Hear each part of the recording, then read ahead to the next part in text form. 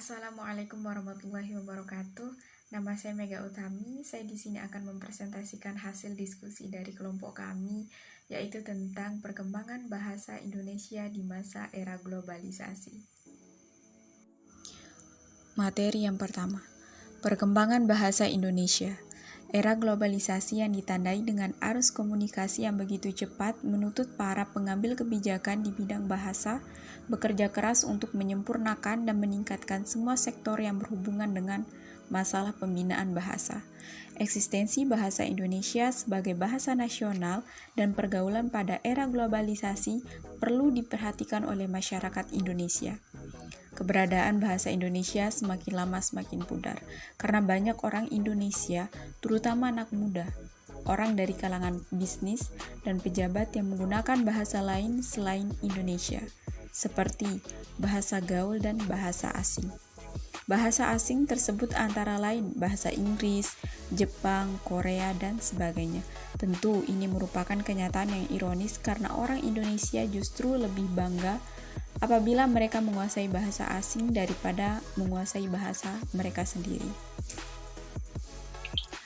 Yang kedua, eksistensi bahasa Indonesia di masyarakat. Di era globalisasi ini, penggunaan bahasa Indonesia populer semakin meraja dan terus-menerus muncul kosakata-kosakata baru yang membuat eksistensi bahasa Indonesia kian menurun.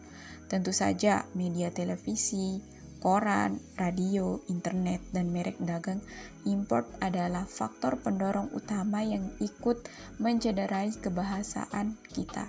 Pengaruh globalisasi membuat bahasa Indonesia populer dengan cepat menyebar dan memengaruhi kehidupan berbahasa masyarakat kita. Fenomena ini sangat terlihat pada pergaulan bahasa oleh remaja saat ini. Muncullah istilah bahasa gaul, bahasa alay, dan sebagainya. Terlihat jelas juga bahwa media televisi, koran, dan jejaringan sosial yang menggunakan struktur bahasa Indonesia populer, terutama situs-situs sosial yang banyak digunakan oleh para remaja. Hal ini juga tak dapat dipungkiri bahwa penyerapan bahasa Indonesia populer atau bahasa gaul di kalangan anak remaja yang tengah menjadi tren merupakan bagian dari konformitas terhadap lingkungan. Konformitas adalah peleburan diri pada lingkungan agar mendapat pengakuan. Bahkan, di kalangan anak-anak film import juga ikut mempengaruhi perkembangan kebahasaan yang seharusnya menjadi pondasi komunikasi. Sebut saja misalnya film animasi dari negara tetangga, yaitu Upin Ipin, yang diputar dengan bahasa Melayu. Merek dagang asing juga dengan seenaknya masuk dengan bahasa aslinya, tanpa melakukan penyesuaian dengan bahasa nasional. Kebahasaan ini menjadi seperti pasar, gimana semua bahasa bercampur baur. Dengan kata lain, keberadaan bahasa Indonesia semakin terkalahkan dengan munculnya bahasa Indonesia populer atau bahasa gaul. Selanjutnya, eksistensi bahasa Indonesia di era globalisasi. Eksistensi bahasa Indonesia pada era globalisasi sekarang ini, jati diri bahasa Indonesia perlu dibina dan dimasyarakatkan oleh setiap warga negara Indonesia. Hal ini perlu dilakukan agar bangsa Indonesia tidak terbawa arus oleh pengaruh budaya asing yang tidak sesuai dengan bahasa dan budaya bangsa Indonesia. Pengaruh alat komunikasi yang begitu canggih harus dihadapi dengan mempertahankan jati diri bangsa Indonesia, termasuk jati diri bangsa Indonesia. Ini sebuah menyangkut tentang kedisiplinan berbahasa nasional. Pemakaian bahasa Indonesia yang berdisiplin adalah pemakaian bahasa Indonesia yang patuh terhadap kaidah atau aturan pemakaian bahasa Indonesia yang sesuai dengan situasi dan kondisinya. Disiplin berbahasa Indonesia akan membantu bangsa Indonesia untuk mempertahankan dirinya dari pengaruh negatif asing atas kepribadiannya sendiri. Peningkatan fungsi bahasa Indonesia sebagai sarana keilmuan perlu terus dilakukan sejalan dengan perkembangan ilmu pengetahuan dan teknologi. Seirama dengan ini, peningkatan mutu pembelajaran bahasa Indonesia di sekolah perlu terus dilakukan. Pembelajaran bahasa Indonesia tidak lepas dari belajar membaca, menulis, menyimak, berbicara, dan kemampuan bersastra. Aktivitas membaca merupakan awal dari setiap pembelajaran bahasa. Dengan membaca, mahasiswa dilatih mengingat, memahami isi bacaan, meneliti kata-kata istilah, dan memaknainya.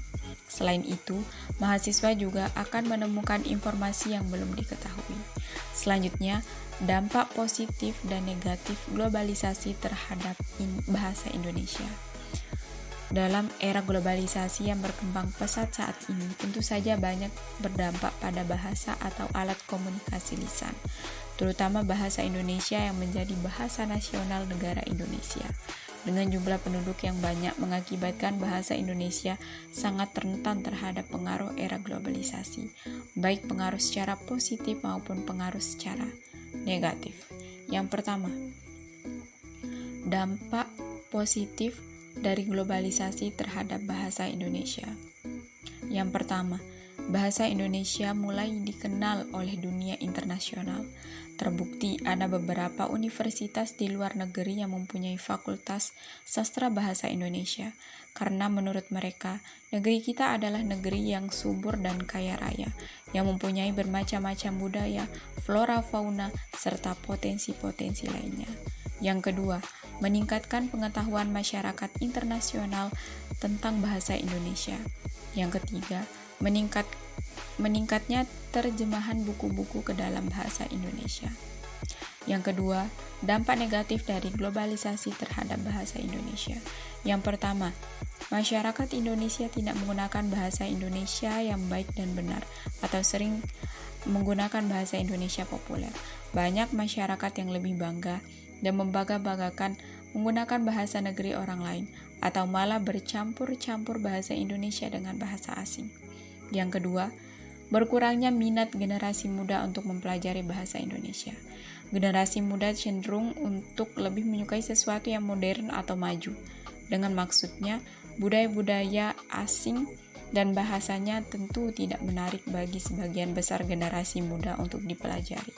Yang ketiga, bercampurnya bahasa Indonesia dengan bahasa-bahasa asing. Hal ini sering terjadi di masyarakat, baik secara lisan maupun tulisan.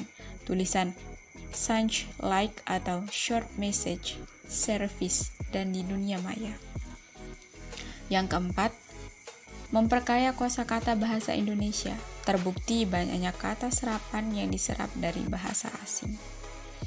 Kesimpulannya adalah globalisasi dan teknologi informasi telah membawa dampak yang luar biasa dalam perkembangan kebudayaan dan peradaban manusia, termasuk dalam bidang kebahasaan yang menyangkut jati diri bangsa yang diperlihatkan melalui jati diri bahasa. Eksistensi bahasa Indonesia populer memang mengganggu eksistensi bahasa Indonesia yang baik dan benar. Apalagi dengan pengaruh globalisasi sekarang yang membuat bahasa Indonesia populer semakin meraja di kalangan masyarakat.